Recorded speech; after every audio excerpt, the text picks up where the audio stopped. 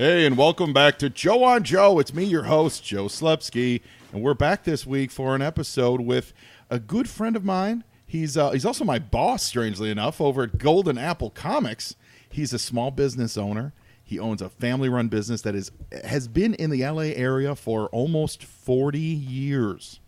I'm talking about the one, the only, Mr. Ryan Liebowitz. Ryan, welcome to Joe on Joe. Hello, Joe. Thanks for having me. Thank you for being on, man. I was hoping to hear some applause or some sort of. Are you gonna splice that in That's later? all in post, man. Got it. That's all in post. All the magic happens behind the scenes. Absolutely. Can we get a laugh track too? Yeah, 100%. Okay. Yeah. This is all theater of the mind right now. Right now, we're creating a soundscape that's going to bring people into the world of G.I. Joe. It's a world I don't live in, but I'm could, excited to be invited to this party. Yeah, this is like that kid that lives at the end of the block that invites you to his party. You don't really know him that well, right? But he's lived down at the corner for 30 years, and you're like, yeah, I know him. I see him around the place, but I don't really know him. But he invited you to his birthday party. And it's a big deal. He looks super happy and content, but he just never socializes with everybody. Yeah, I get it. Kind of like that. That's kind of what Joe on Joe is. Yeah, good. Well, welcome to the party, pal. Sure. I'm excited. So Golden Apple Comics is the oldest comic book shop in Los Angeles, for sure. We are going on 39 years? 38? It was 1979, so we're at 30. When we hit 2018, obviously we're going on 39. Yeah. We never quite figured out exactly the day we opened. Oh, really? People have asked, what's your birthday or whatever they call that? Mm-hmm. When do we celebrate the anniversary? I sort of equate it to when we opened this store, this current location, which was, oddly enough, Halloween, November 1st, actually. Okay. It was when we opened this store. I don't know if you remember or were around, but we had Stan Lee do a ribbon cutting ceremony here, stuff like that. So it was a little more my era. Okay.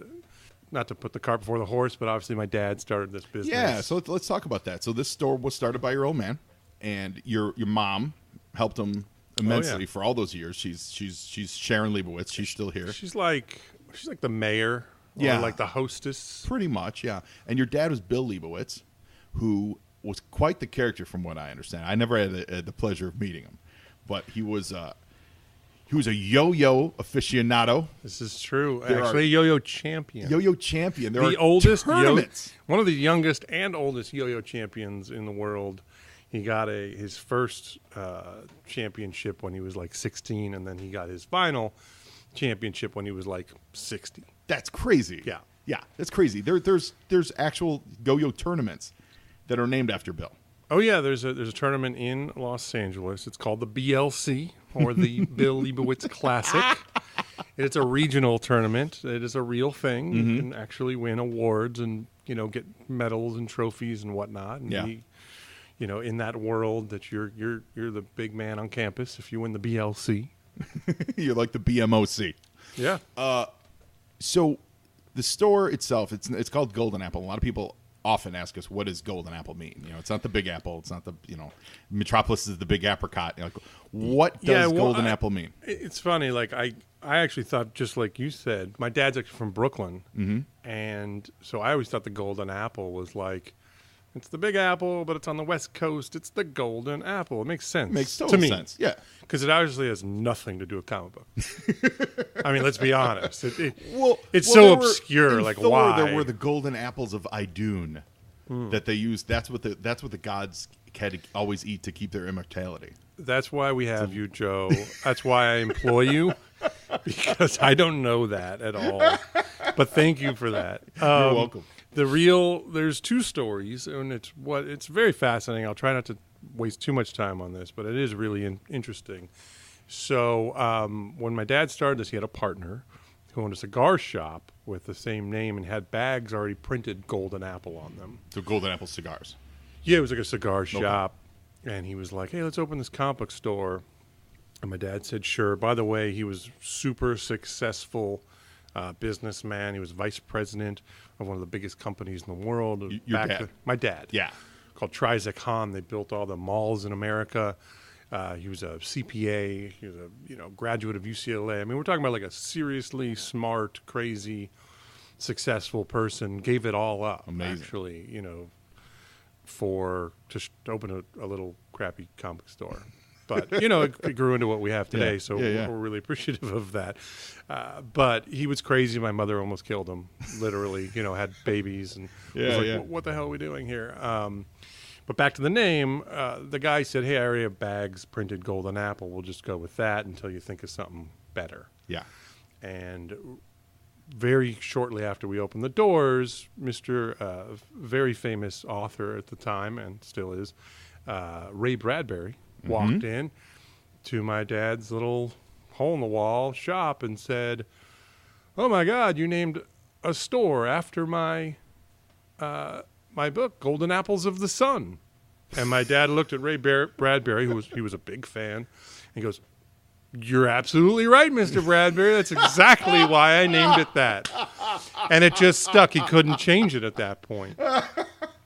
Now, what's really crazy about the story is years later, unfortunately, after my dad passed, his partner came in here to this location, and my mom was here, and they introduced me, and I was like, oh, that's really interesting to finally meet you. Let me ask you a question. Why Golden Apple? Why was your cigar store Golden Apple? He said, oh, I named it after my favorite play, Golden Apples of the Sun. Shut up. Which Ray Bradbury had adapted. Really? For his novel. I swear to God, it's the craziest thing ever. Wow. The reason was the reason, but not because of the play, because of the re-adaptation by Bradbury. That's wild. And that's I don't know if my dad knew that. I never asked him. Yeah, maybe in the back of his head he did. Maybe he just subconsciously knew that. It feels like it just means that it was the right choice. It was the right choice. choice. Was the right choice. And to me, like as someone who didn't know the story until many years later, I actually thought the whole East Coast West Coast thing made sense anyway, just because he's from Brooklyn, but then. And your dad had a lot of hot rap beefs with the East Coast rappers. Yeah. Not so much. Yeah. My dad's first love, however, was music, not comic books. Didn't he have something to do with Rhino Records? Yeah, he was the vice president of Rhino Records for many years while he ran Golden Apple. That's so crazy. Multiple locations. That's so crazy. He also managed Dick Dale. Oh, yeah. Yeah, the surf. Yeah, sure. Yeah. Surf music. He managed a band called the Monte Carlos, who used to back up some of the best people in the world, and including like Darlene Love and Chuck Berry, and like I used to go to these big shows. And I've seen some of the best rock and rollers ever, because that was my dad's first love. He used to run a New Year's party, an infamous New Year's party that you would pay to go to. It was a money making kind of thing, but he would rent out like literally like the Shrine Auditorium or whatnot. And have a giant party. And one year, like Screamin' Jay Hawkins played. Oh, wow. And he came to my house with a bone in his nose and threw fire paper at me. It was the craziest experience for like an 11-year-old kid. So my dad was a rock star, literally, but physically he looked like a mafioso. Yeah. He was 6'6", 3 something. You don't mess with Bill Liebowitz. Yeah. But he was the gentle giant who just loved rock and roll. And he did love comics. I'm not going to say he didn't like comics, but the story goes, when he moved out from Brooklyn to Los Angeles, he has 2 sisters and his mom. They were a little poor, not really poor, but like, they weren't well off. Mm-hmm. They were just in this one little car driving out, across the country. And his mom said, you can pick one thing to bring. And he had a record collection, a comic book collection, and a marble collection. Because, Brooklyn. Marbles, sure, yeah. In the 50s or whatever. So he took all his marbles out to the street, invited all his friends, and rolled them out and said, go for it. It was like kind of like a piñata type of situation. His records, I don't know if he sold them or just gave them away. Excuse me, not his records, his comic books. Yeah. I think he gave them to his friends, which... And that would have been Golden Age stuff. He probably had some amazing Golden Age stuff. Yeah, that was the wrong call, Dad. So he kept his records. The biggest, clunkiest, heaviest of the 3 things he kept. Because that was his love. That was his love. And so the first Golden Apple actually was half records, half comic books. Really? Yep. Yeah. That was awesome. Yeah, it was, like that was his thing. He wanted records. And it was actually, had this weird, like, cat-looking logo character on it. I have a card. This is where you put that picture up. Oh, no, this is not a video. This is more audio. But there's this guy holding a record in one hand and a comic book in the other. Oh, funny. Yep. Funny. When did it kind of get away from records? When like CDs came in, or actually, what happened was when we moved from the original little teeny location to the bigger one down the street. Still, and this was the one on the corner of Melrose and La Brea, or Melrose and Fairfax. Melrose and Fairfax. Yeah, I mean not on the corner, but near it. Yeah. We moved like a block down at that point to a bigger location. There was a record shop on either side of the comic book store. So we didn't need records. Didn't need to compete. Silly. Some of the greatest stores ever. Legendary in this parts. Aaron's Records and Renee's. Okay. Big shout out. They're both gone, of course. Okay, well, shout out if they're also huge Joe fans and listening to this podcast. Well, that brings me to the next thing is one of the great things about this store and this location and just general proximity to Hollywood is we get a ton of cool people that come through the store. We do. Ton of really cool people that come through the from doctors and lawyers to, I think what you're referring to are more like celebrities. But people in all walks of entertainment. Oh, yeah, musicians, directors, actors. Producers, writers. Like it's almost every day you can bet that someone who with a very cool job in a fun industry that we like comes in the door. And for many years we didn't publicize it. I mean, obviously there wasn't social media. We didn't have these cool phones, yada, yada, yada. But really, it's been happening since, day one, and we tried to keep it under wraps. Like we didn't say anything until Wizard Magazine published an article. Oh, did you? Well, public, like they went to my dad and they were like, look, I know celebrities come in there. We want to do an article on you. Wizard was, the number one, absolutely, geek magazine at that point. And so they wrote Golden Apple, comic shop to the stars, and it stuck, and that was the first time we told anybody about like Michael Jackson. Yeah, this is the I believe it's the last known public sighting of Michael Jackson before he died, right? Yeah, he was here with all his 3 kids. It was documented. There's pictures on, you can just Google it. The kids had masks on because it was around Halloween time. We were selling masks, and all the paparazzi were clamoring at the windows. It was kind of hectic. Michael himself always put like a surgical mask on and glasses and a hat. Sure. But the kids, that was the first, unfortunately, and last time he was photographed with all 3 children in a public. So when the news broke that he died, actually that was the photo they used. Oh, wow. To this day, people still show up to the shop from literally all over the world. Yeah, on like Michael Jackson tours to see the spots that Michael Jackson lived at and was sighted at, and they always stop at Golden Apple. Always, it's predominantly there's some Japanese tour guides that come in here that we know. We had a German couple in recently, but yes, they do come from all over the world. But I would say heavily more of the Japanese culture.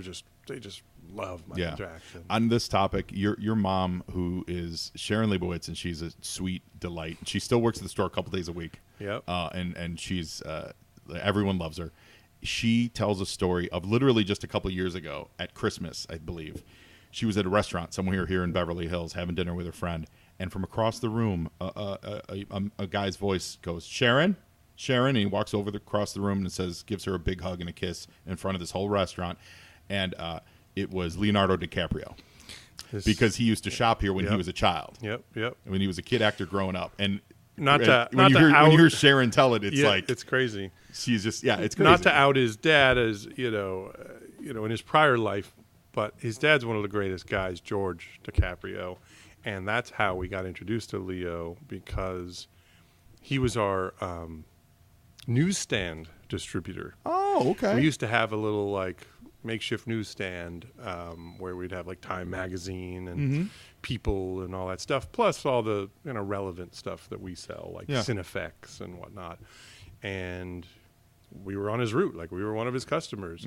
He would come and change out the books every week, the new issues, and he would bring Leo, and he was like my age.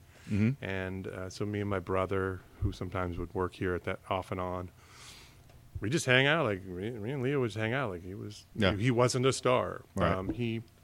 He'd done like maybe Growing Pains at some point, and done a few other things. But this is pre-Titanic, kind of stuff. Of course. So we just knew George and Leo. We used to go to like these barbecues at this one guy's place. The DiCaprios were over there and stuff. I mean, it was commonplace. I mean, just to fast forward it, my brother tells a story similarly, because my brother now doesn't work in the store, but he works in TV and film, more film than TV. Mm-hmm. And he worked on a lot of Spielberg movies. And he actually did work on Catch Me If You Can. Great. And like he was sitting at like the craft service table, my brother, and Leo was. He was sitting and eating, on set, obviously. Yeah. And my brother went and grabbed his plate of food and went and sat next to him. Mm-hmm. And like literally, security came up. We're like, "Excuse me, you're going to need to sit somewhere else." Yeah. And Leo looked at the guy. He's like, "Get the hell out of here! This is my friend." So, he does remember, and it's really nice to know that, there's a part of their past from Golden Apple. Yeah. And even you met Mr. John Landis. Yeah, John Landis was in there recently. I saw a picture of you I posted. Yeah, absolutely. So him and his kid, Max Landis, who's now a very talented screenwriter, and he's written a ton of great comic books. It's very similar. Same thing. Famous guy comes in, brings his kid, my age. We used to hang out. Mm-hmm. So I've known Max since I was a little kid. Knew Leo, that kind of stuff. I haven't seen Leo in forever. He wouldn't know who I was if I saw him, but maybe. Oh, but if prompted, he would know. Well, I put on a few pounds. Well, listen, so is he from not that his supermodels care. Well, we're going to talk more about you currently running the store as the show progresses. But let's shift topics and go over to G.I. Joe. Now, I know you are a huge Thundercats guy. This is true. You were a big Thundercats guy. It's not like it was a rival to G.I. Joe or anything. Yeah, but sure. I mean, maybe on television, I had to maybe check channel 11 or 7 or something. But when it comes to 80s cartoons, like I was Thundercats through and through. Yeah. Ho. Thundercats, ho, yeah. Well, I mean, was it I just didn't do a lot of G.I. Joe. Panthro. Chitara. Chitara, that's your... Panthro. You became a man with Chitara. Panthro was hardcore. Panthro was a brother. He was blue. Oh, he was for sure. But let's be honest. Sure, yeah. That was the brother on the show. Yeah. Lionel, the hero, but Chitara's hot, dude. Have you seen some cosplay girls? Oh, sure. Chitara's got it going on. Wily Kit and Wily Cat are pretty cute. Snarf was one of the best characters ever made. Snarf was awesome. He was Snarf. the show's Orko. Did you watch G.I. Joe at all? Were you? Did you a little put bit. a toe in that world? I don't have a lot of knowledge of the series. I would say I was more introduced to it through comic books than cartoons, Did you ever have Larry Hama here because absolutely. Golden Apple had signings for everybody? Oh yeah, Larry. Yeah, I know Larry. Larry's great, and I didn't realize his G.I. Joe celebrity status. Yeah, I just thought he was a writer guy. Also, our other Larry. Larry DiTilio. He was a writer. Larry D was a writer on Masters of the Universe. I've just known Larry D for years, as Larry D. Yeah, he created. You're actually the one who sort of outed him. Yeah. Going like, oh, that's Masters of the Universe, Larry DiTilio. What? Yeah. I'd known him for working here for a little bit, and I knew him as just a really nice dude, and it's just everyone called him Larry D, and finally someone said his last name out loud, and my head went, DiTilio. I've seen that name. Where have I? And I googled it real quick, and I go, oh, yeah, he wrote a ton of Masters of the Universe. I mean, that sort of goes back to our conversation about celebrities and cool people that come in here. We just treat them like family. Some we know what they've done. Some we don't really know. They might be the greatest doctors or lawyers or writers of, or creators of some of the best cartoons ever. We just treat them like, oh, it's Larry. And I think that's the takeaway from that, at least for me, as someone who, grew up in Chicago, not necessarily surrounded by things like that, and then moved out here a little later, is, it's that stupid celebrities are people too thing. It is. But it's true. It's true. They're not people because they also go to the grocery store. They're people just because they're people. They're people who worked really hard. I mean, they're coming into a shop. Yeah. They're coming into a geeky shop like this to buy comics or action figures, and they also want to talk about this stuff. Yeah. Like this is the kind of safe space that they can get their geek flag fly, right? Mm-hmm. So they can sort of be themselves. Yeah. I mean, we've had some crazy conversations with the likes of Samuel L. Jackson or whomever have come in here. where it's like, wow, I'm having this conversation with this guy. Like, Totally. It could be just Joe Nobody. No offense, Joe. But No. I'm a nobody. No, it could be somebody you don't even know his name or whatnot, who's just like a uber geek that comes in here. But you're having literally similar conversations with the likes of John Landis or whoever. Mm-hmm. Yeah, that's great. Yeah, and it's a fun place to be. It really is. It really is. So today we are going to watch an episode where it's actually an odd episode for G.I. Joe. There's only two characters in it. I'm so excited. Yeah. Joe. There's you built this up. Yeah, like, there's I can't wait. Slipstream, and there's a Strato Viper pilot that he calls Raven, Night Raven pilot, who's a Strato Viper, and he calls her Raven throughout the show. And that's kind of it. Dr. Mindbender shows up a little bit, and I think there's some other voices throughout. But it's about two pilots getting like locked in like an aerial dogfight, and they crash land on an island. Spoiler alert! And then that's it. Like that's the show. Like it's wow. I can see a lot of comedy coming out of this. It's like the movie Enemy Mine. I've seen that. I was hoping for Cobra Commander and Snake Eyes. No, all the classics. No, man. not on this episode. This episode is not that. Wow. So did you handpick this for me? Like no, it's just it all right. He's a newbie. Place. I'm gonna do this. It fell into place. Or you're doing this in like some sort of chronological order. Or like episode 182. This show is 100% in chronological or actually not 100%. I shifted a few about a year ago because I needed some specific things to fall into place. But we're the next episode after yours is the last episode of The Good Stuff. So I'm at the end of the season. And How then many we go seasons were there? Well, there were 3. Okay. There were 2 good ones that were done by Sunbow that were produced out of here, Sunbow here in California and animated in Japan and stuff. Then the third season they did the movie, and then the third season they moved it to DIC, which is out of Canada. Okay. And those everyone in the world thinks they're terrible. So we're doing those. But I wanted to get you in this before is the good stuff. I did want to get you in before. We've been talking about this for a while. Before we did terrible. So if you want to find Golden Apple Comics, go to goldenapplecomics.com. We've got a very robust store with all kinds of things for sale. We've got a lot of variants. We do a lot of store special variants, so Golden Apple exclusives. Yep. Want to talk a about lot of them.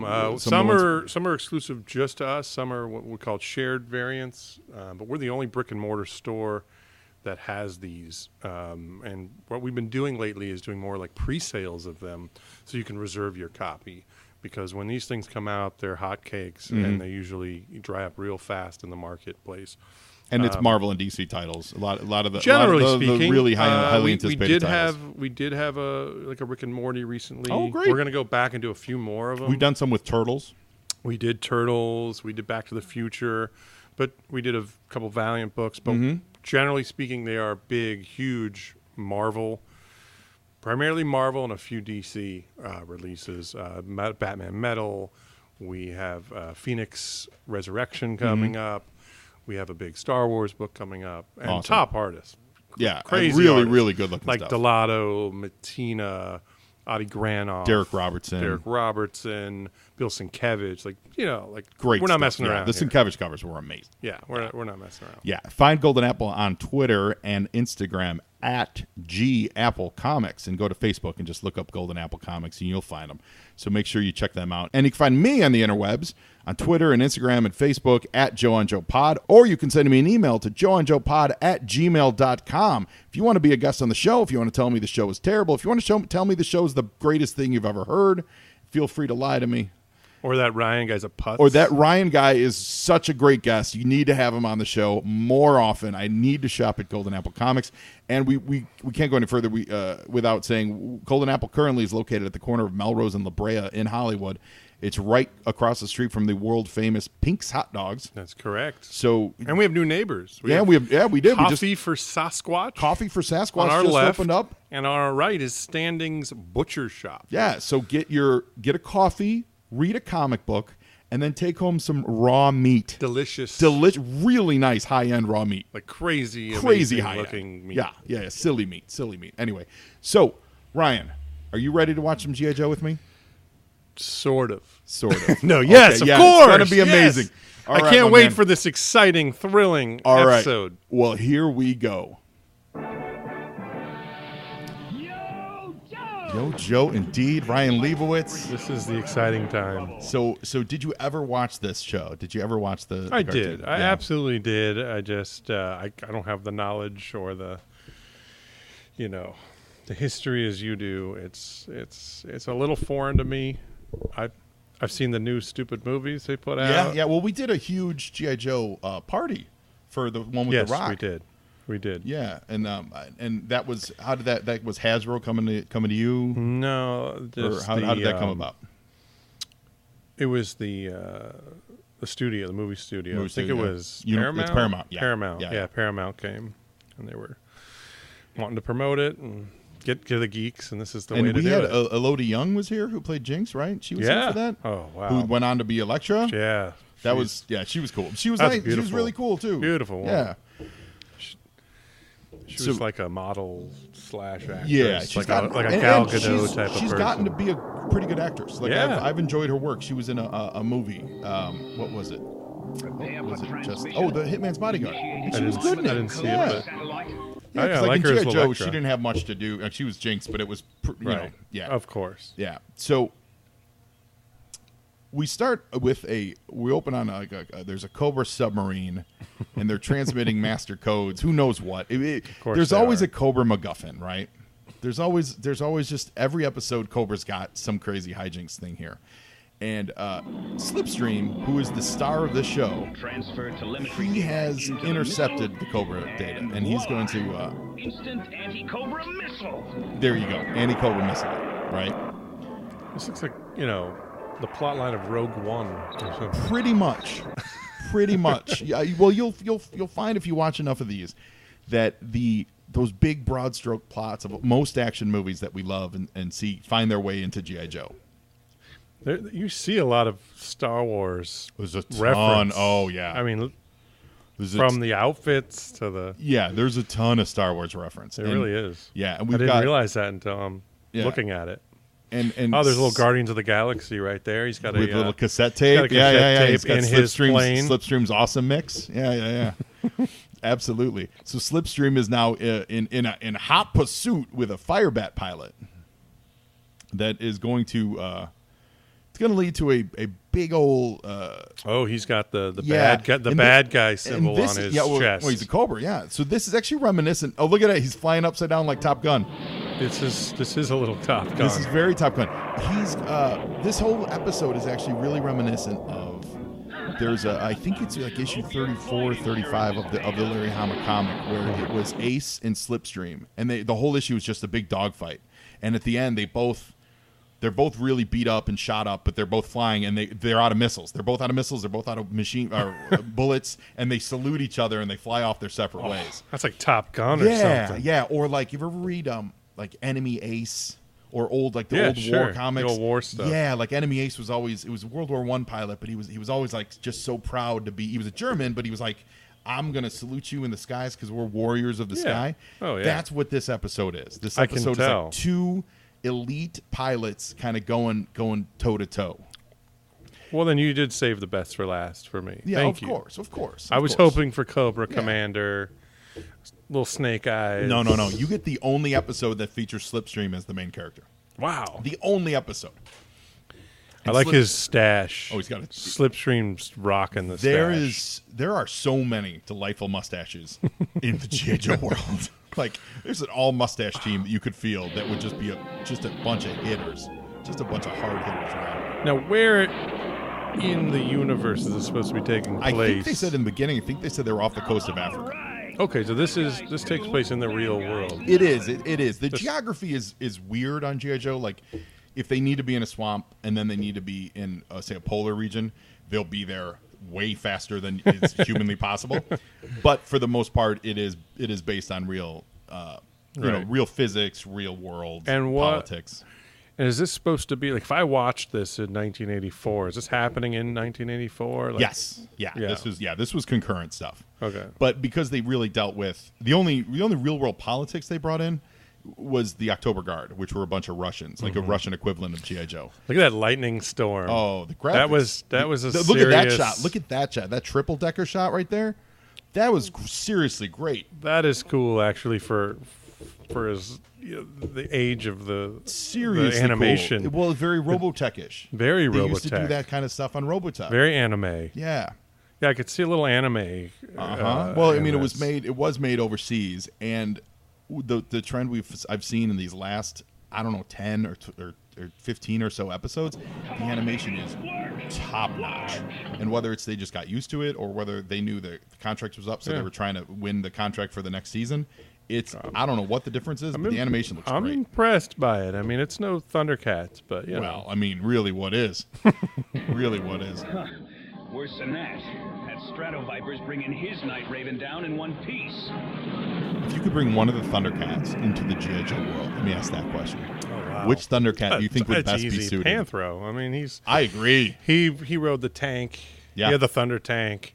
He was the hardcore one. He's the one that, when push came to shove, was the guy you want in the fight. Obviously Lionel's the big guy with the sword, but really when he got in trouble, Lionel all would get he punked out of did, G.I. Joe. all he did, not to diss on my boy Lionel, but all he would do is when he gets in trouble, he'd call everybody else, Right.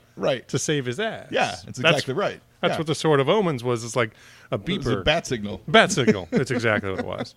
Better analogy. Yeah, it's exactly what it is. But Panthro oh was... my God, the other pilot's a girl. What? What? You mean girls can fly too?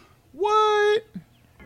So this is where I we don't get into- remember a female the character toys. in Like G.I. Joe. There was Baroness and Zorana. Oh, Baroness, in the toys, yeah. there was Baroness and Zorana, and that was it for female Cobras.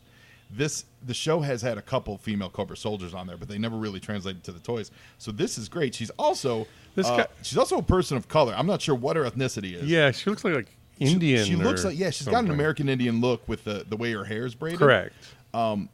But she's awesome. She's sassy. He calls her Raven the whole time. I don't know if that's her name or just because she was flying a Night Raven. But she's great. Now they're just rolling around on the ground. Yeah. This is the movie Enemy Mine. At one point, he's going to become pregnant with his own baby, and she's going to be forced to raise This it when is so Slipstream Enemy dies. Mine. Oh, the plane's still exploding, and of course, the laser pistol gets knocked over the edge of the cliff. Oh, Also, conveniently. For the record, Slipstream, just so you know, in about 10 years, you're going to have some serious baldness going on. The way they've drawn his hair, he's got serious male pattern baldness going. I recognize the pattern. And has anyone made the reference that he sounds like Stanley? Like He totally kind of does. Yeah, he's not. It's not, but yeah, he definitely's got that true believer to him. he absolutely sounds like him. Are there famous voice actors that? Well, Sergeant voice- Slaughter. Oh, Slaughter was Sergeant Slaughter, famously. one of my favorite wrestlers. Yeah, he was the biggest name to do it. I mean, I was a snooker. we're Superfly snooker. We're going to commercial with a whole army of battle android troopers bearing down on Slipstream. G.I. Joe will return after these messages.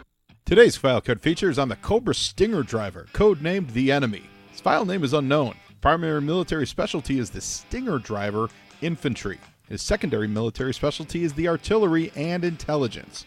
Birthplace in various countries around the world, and they're grade 04s or equivalent. I wonder if that's a typo. Cobra officers are frontline fighters who lead Cobra attack units into battle. Many are also believed to be operating as spies at defense plants, nuclear power facilities, etc. All are martial arts experts, masters of disguise, deceit, and demolitions.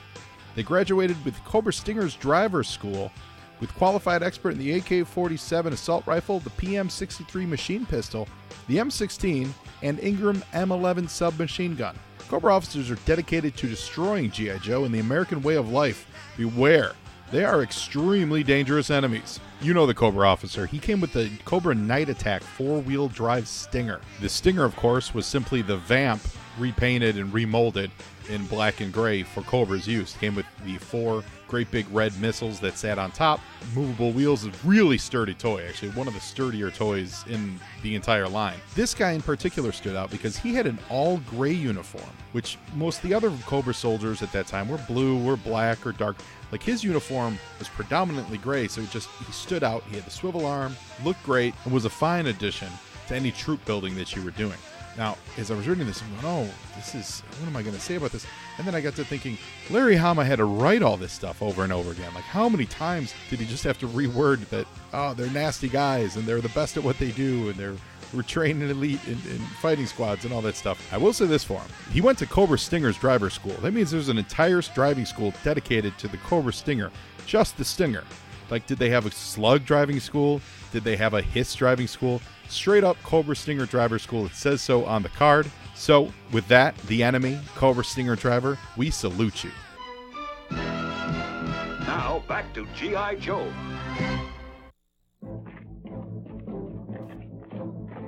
And we're back. The bats are destroying these two, and they don't recognize that Raven is a Cobra because you know why? Because Cobras have no ethics.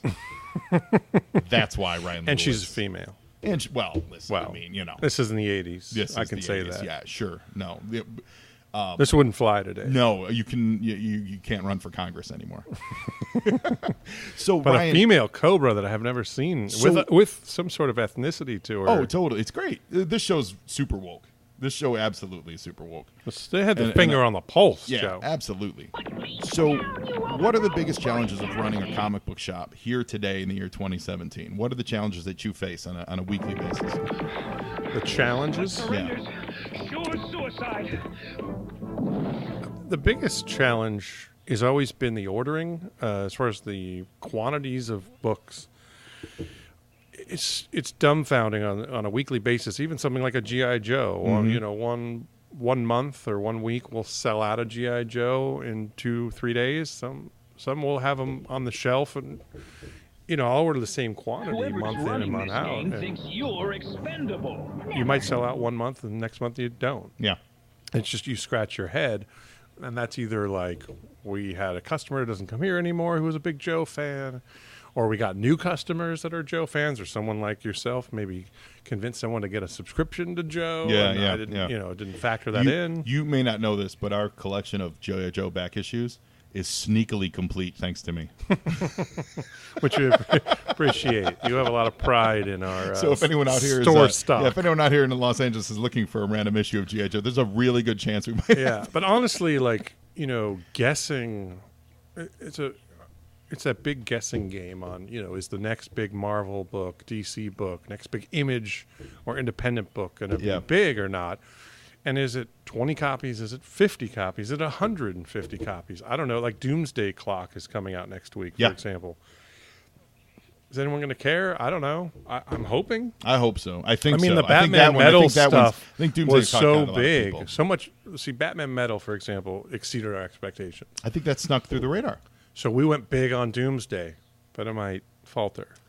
We don't know. Doomsday Clock will sell. It's Watchmen. It will sell. Metal, my take on Metal is that, one, it actually is really good. It's better than people expected. Mm-hmm. And DC undersold it. And I think that was actually smart. Yeah. I think the underselling, for years we've gotten, from both companies, we've gotten a lot of, this is going to be the biggest. No, Marvel, that is a Marvel does number a one. lot. Like, you got to order this. This is going to break the internet. No. Undersell it. Undersell it, but That's say, right. It's good. It's really good. Here's the We've creators. got burned on so many Yeah. Marvel events. But make DC, but make reprints available. Make it available for people to DC get. keeps it in stock. DC doesn't oversell it, and for what it's worth, it's been selling and it's been quality. So. Yeah, Metal. Yeah, the Metal books have actually really been good and selling a ton.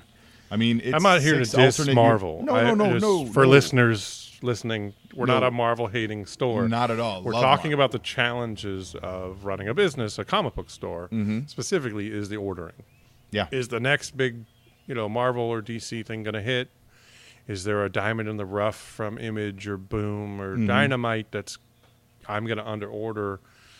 But around here, I'd rather sell out and get a second printing. Yeah.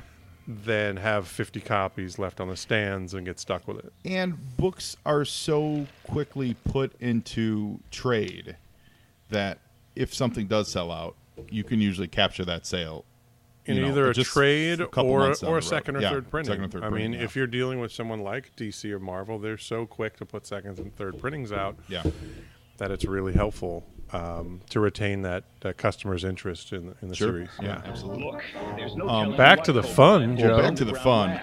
Joe and Raven, they found an underground lab that is what Cobra's trying to protect. That's what the guffin of the show is. Cobra's like, we don't want anyone to know what we're doing on this crazy island. So these bats are on a kill squad to kill both their Cobra soldier and Slipstream. Who's arguing? They're like an old married couple. They really that are. hate each other Yes. but love each other because she keeps throwing some Oh, real that was a Han Solo. zingers. That was a Han Solo moment where That he's like, was. ah, and then too many stormtroopers, run away. She's called him an overgrown Boy Scout. Uh-huh. I've noticed. This is the Han and Leia thing. Oh, he just set off a trap. But now she's trying to help him and save him. Yeah. She could have just done away with him right there. Giant stone pillars are flying out of the Yeah, ground. he could have just suffered the same fate as that Cobra right there. Absolutely. But she saved him. This is a Han and Leia kind of situation. Yeah. So let's talk about like comics and big events and stuff. Do you find, because that's always the big conundrum, where fans complain you do too many events, and then the retailers or the publishers say, yeah, but when we do them, they sell really well. Right. So what do you find is like the happy medium for that? I mean, an annual event that can tie into a lot of other ancillary titles, I think does help. So when the big Marvel, DC, even Valiant's done it recently, and some of the other companies, I think that ties it all in to the current reader. They can always give them a new jumping on point every year, because there are new customers that come in and say, oh, I really love Batman or Spider-Man. What do I read? And typically we'll have to give them either an older trade, like it's been collected, to catch them up, or thankfully they've been kind of relaunching books, putting issue number 1s out, good jumping on points. So I think they need to keep the good books in print, Yeah. like the classics, to give people some frame of reference and some history of these great characters. But they need to keep putting out new content and new jumping on points. It's kind of like watching, like a classic cartoon. Like you can watch any episode of G.I. Joe as long as you have a frame of reference who the Joes are. Cobra's really And by the way, they messed up tell doing you it. in the theme song at the beginning anyway. Yeah. You can watch it and enjoy it. I feel like it was attributed to Jim Shooter, but it must have been before that. Maybe it's Jim Shooter was told it by like Stan Lee or Julie Schwartz or something when he started at DC. Oh, by the way, Slipstream and Raven are getting attacked by a monster that looks like Krakoa, the living island from the X-Men. So we're going to commercial So break. true. G.I. Joe will return after these messages. Hey, Joe and Joe listeners, you love comic books. You know that I love comic books. If you listen to the 30 seconds of this show, I'll be talking about comics. Well, I've got a massive comic book collection that I'm actually taking the moment to pare down a little bit. I've got a whole lot of items, mostly comic books, up for sale on eBay, and I would love for you to have a crack at them. So go to eBay and do a search for the user Malone2814. That's Malone 2814. That's going to show you all the items that I have up on eBay, and if you find something that you like, check it out. There's new stuff, there's old stuff, there's hard to find stuff. And listen, when you're checking out, if you send me a note, tell me you're a Joe and Joe listener, guess what you're going to get? Guaranteed free shipping. Boom, that just happened. So head over to eBay today and do a search for user Malone2814. Thanks so much for listening. Now back to G.I. Joe. And it's Krakoa attacking Slipstream. It really does look like Krakoa. I'm absolutely being serious And about that. From Giant Size The X-Men sound #1. effects Yeah. are just fantastic. But the saying was always that every comic book someone picks up, you have to write it in a way that if it's their first comic book, Right. they need to understand it. And we've both gotten away from that, and also sort of steered towards that in a larger picture. So when they write for the 6-issue arcs, or they write with not a lot of references to older books, they're Right. like, oh, we're trying to get new readers, Yeah. But on the other hand, when you look at the context of the story, we've gotten away from characters in story referencing the plot to catch you up. They rely on those plot pages up front instead of the characters spending a couple panels going, man, that was crazy when we just left that building. And Yeah, it'd be there's- good if there was more of that. Yeah, because that's You what could move gets that fast if Cobra that's what surgically gets altered your the readers in. Like, I mean, it's helpful to have that page that says in the previous, But episode. that's like a cheat for the writer. It's I like a feel. cheat sheet. Yeah. And I know Don't these guys ever give the up? art of writing for the trade has been popular for a while now. Where they're like, hey, we know this is going to be collected in 6 issues, so we're going to write for 6 issues.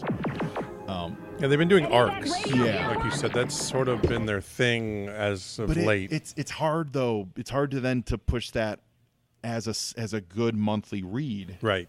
And when you move too far towards the hey, this is all, like, let's just say they got rid of monthlies and just did 6 issue trades, or what would be the equivalent of a 6 issue trade.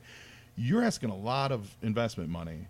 Yeah. Of readers for an unproven story that they don't know. Most of the time, they don't know all the creators. They don't know the what. Right. It would also kill the industry. I mean, we rely on our weekly customers. Of course, Wednesday means something around here. So there's a balance there that I think someone in charge at somewhere needs to figure out. Well, there's some new people in charge over at really Marvel. There really these are days. all over the place. And a lot of writers are jumping ship and switching sides. It's a very incestuous but very small industry. It really is. A lot of the DC guys used to work for Marvel and vice versa. Guys used to work for Marvel and DC now work for all the other companies. A lot of the creators who used to write all the big books at Marvel and DC now write for Image and Dynamite and Boom and stuff like that. It's an interesting to see the progression of the industry. Yeah, well, on the show, Raven was basically just told by Dr. Mindbender, you're out of luck. We're going to kill you. But she tried to save him so many times during this episode. Yeah, I know. So he was in peril. So she's now fully on board. Wow, that guy just ate the throw-up monster. She's fully on board with helping Slipstream because Dr. Mindbender doesn't care about her. Because Cobra doesn't care about their soldiers. That's right. So along those lines, Ryan Liebowitz, I'm going to ask you, if you could be a member of G.I. Joe or Cobra, Here we are. who would you be? Like, what would your specialty be? And what would your code name be?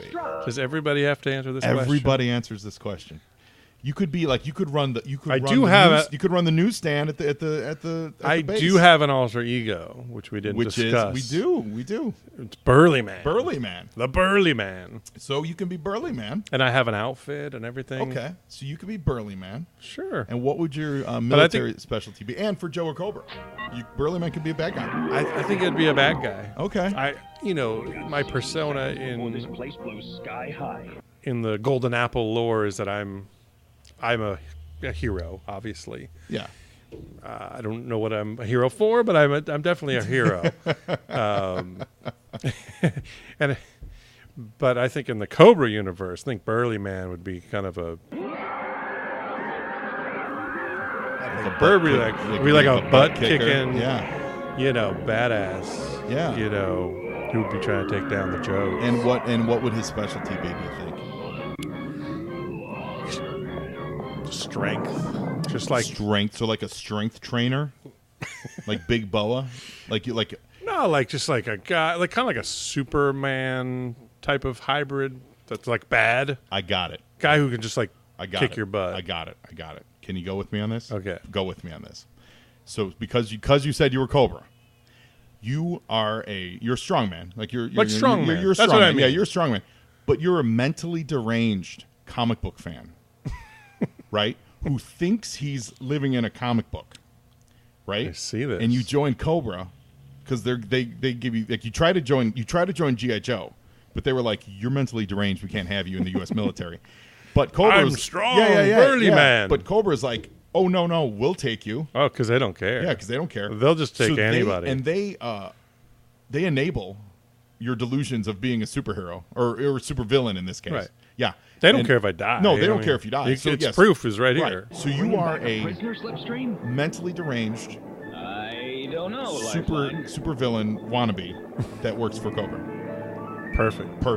That's You me. are Burly Man. Burly Man. But I need a really cool voice and like look at that. Burly Man. Raven gets rescued by the Joes, and she just rips off her Cobra insignia and tosses it in the ocean because she's going to join the Joe team. Awesome. That's exciting. Right? That's some real character stuff. That was a very dramatic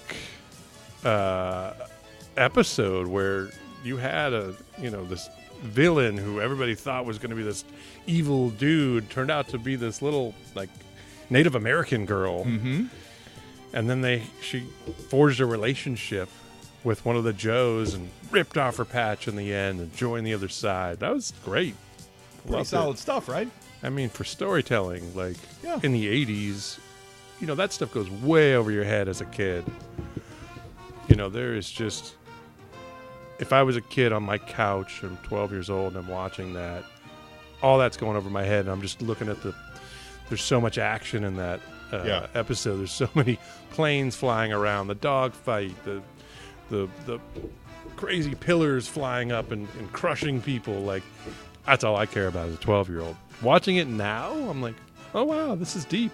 You want to borrow my DVDs, don't you? No. Yes. I'm yes. good. Yes. I have a lot. You are good. I have a lot to watch. And Ryan Liebowitz, I want to thank you very, very much for taking time out of running the best comic shop This is in Los fun. Angeles. We could do it again. Sure. All right. Well, we will once we get to some of the terrible DIC episodes. I wouldn't mind watching a terrible one. That one actually was good and thrilling, as well as, like we just said, deep. I would like to see what a bad one looks like, Awesome. so that we can make more fun of it. Then count. I'll count. And it would you be in. a funnier podcast if it was actually bad. Oh yeah. Because we actually watched a decent episode, and I couldn't cut it up too much. Oh, that's okay. That's okay. We're not. So, I'm not a converted Joe fan necessarily, but Oh, that was exciting. Well, then I failed. Then I did not do my job. I mean, I'm not going to go home and watch any of this stuff. I got Punisher to watch. Oh, that Punisher! I've seen a few of those. I saw one. That's good. Yeah, That's good stuff. Shout out to our friend Ken Christensen. absolutely. Wow, he got some good billing on Did that I too. saw that? Yeah, that show is good. So I think he far. said he wrote episode 9. Yeah, We're being a little inside baseball, but yeah, again, cool people that you know out here. He's a friend of the store, and he's a writer. Sure. and he's writing on the Punisher Netflix show, and I'm 3 episodes in. I love it. And like the showrunner, for example, bought a ASM 129. Oh, sweet. First appearance of Punisher. Yeah. Cherry copy, Mm-hmm. because he got the job show running it with, Ken was on it, one of our customers who's a comic book writer and obviously a TV writer. And I sold, I think, almost 2 copies to them. So, like, they were really into it. I got them T-shirts and everything. They're pretty hardcore over Well, there. before we sign off, here's a cool little inside baseball thing that I only know because I work here at Golden Apple. I saw Justice League. We'll save reviews for later, but I Sure. liked it. It just came out like 2 days ago. I haven't seen it yeah. yet. I generally liked it. But we sent 50 people to premiere. We did, which was cool. And in the very beginning of the movie, Batman's taking down a burglar on a rooftop, and it's nondescript. And actually, the actor is named Holt McElhaney. He's from Mindhunter. He's the big guy in Mindhunter on Netflix. He's been in Fight Club, been in a ton of stuff over there. Okay. Well, he's unnamed in the show. He's playing Clue Master from from Robin and from the Injustice gang. But he's not named in the movie. Not named in the show. He's playing Clue Master, and I know that because he came in the store to buy Clue Master comics. Oh. Yeah. So That does happen from time to time. Yes. People come and research books, Totally. but they don't always get the roles. So I don't know that people know that that's an Easter egg. He's playing In the credits, does it say? That I did not look. Okay. That I did not see, so I don't Yeah. know for sure. It might say in the credits Clue Master, but if it doesn't, spoiler alert, everybody. Wow. That's Clue Master. Like, I'll literally give you 2 references of people who've come in to research roles. One got it, one didn't. The beautiful Ruby Rose from Orange is the New Black came in. She was reading for Domino for, Nice. I think, Deadpool 2. Yep. And or the New Mutants. And didn't get it, obviously. We now know that. She actually came in recently to buy some more stuff. Not to research a role, just because she likes comic books. Love it. And Ruby Rose, big listener of Joe and Joe. yeah, just the number 1 listener. And then famously, gentleman came in, asked me for some Robbie Reyes Ghost Rider stuff. Ended up being Gabriel Luna, Nice. who got the role, and has literally thanked me on every form of social media and interview he's ever done. He comes in all the time. He's done signings for us. So Ghost Rider, he's become a friend of the store. yeah. So I gave Ghost Rider his information, and he nailed the role. And Ruby, no offense that she didn't get the role. She's a talented actress, but that's how it works around here. We get people coming in asking about obscure characters or versions like a Robbie Reyes, not a Johnny Storm. So you kind of have to wonder, ooh, are you going to play him in the movie? And they always say, I don't know, maybe. I'm hoping. Love it. Sometimes it works, sometimes it doesn't. Well, before we sign off, you also do have a production arm of Golden Apple where you're working with Lindsay Sterling, who was recently on Dancing with the Stars. Yeah, she's actually the front runner. I think Monday, is the finals. She's gone to the top 2 this year. It's exciting. It's a fun show. Obviously it's about the different ballroom dances and whatnot. She's kind of this prancing violinist that does dubstep music. She's gone. And how does that translate to comics? What happened was, if you watch any of her music videos, we noticed they were all very geek-inspired. There's one that's steampunk. There's one that's fantasy, where she's kind of like an elf. She's real into Legends of Zelda. She's into Assassin's Creed. She's got one that's Assassin's Creed. I think she even did a theme song for that. And so all of her videos, which are wildly popular, she actually is the #1 view getter, I think, if that's even a word. She eclipsed 2 billion views. That's with a B, Joe. Wow. She has 10 million, with an M, followers on YouTube. She sells out shows around the world.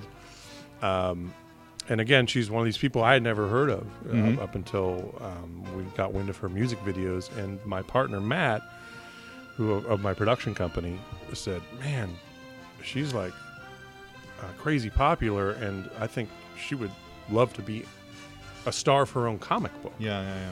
Again, with an alter ego like Burly Man or whatnot.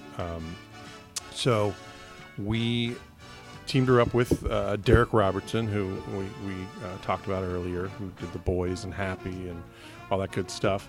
And quietly one of the most influential comic artists of the last 15 years, for real. Yeah, Anna's going to have 2 shows on the air. Yeah, that's what I'm saying. He's quietly just been amazing. This force in comic books. And he actually wanted to do something, that's not normally in his wheelhouse. He wanted to do more of an all-ages teen book that can be read by anybody, because a lot of his stuff's real hardcore and whatnot. But he's got kids of his own, and he wants them to be able to read something he actually worked on.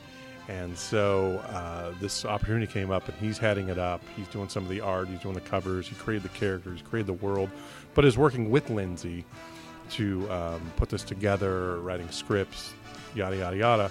And so that'll be debuting in 2018. We did go to Comic-Con back in July with her to sort of announce this whole project. It's called Sparrow.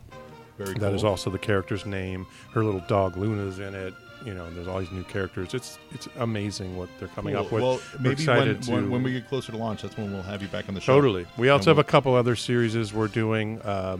We have a book called Blastosaurus. It's a all-ages kids book by Richard Fairgray. We have Adventure Van.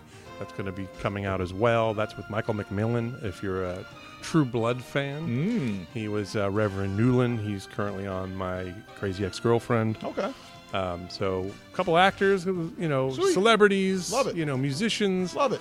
But ultimately, we're going to have a big publishing initiative next year. Too early to tell if we're going to co-publish with, the likes of, an IDW or somebody like that, or Image, or if we might just put it out ourselves. Well, the best way to keep track of it is to go to goldenapplecomics.com, and there's a newsletter. We put out a newsletter every Monday. Sign up for it. It's mostly keep you abreast of what happenings here in the store, because we have signings all the time, but it's also going to keep you posted on things like variants that you can order for the mail, because we've got listeners all over the country, all over the world. So go to goldenapplecomics.com, sign up for the newsletter, get informed. Follow me at Joe and Joe Pod all over email and Gmail and Instagram and Twitter and Facebook and whatever social media platform of tomorrow that Cobra decides to create and invent and thrust into our lives. It's been my pleasure and delight to have you on, my friend. No is more of mine. This Thank is you, Joe. fantastic. All right, so thanks for listening. And now you Joe, and Joeing is half the battle.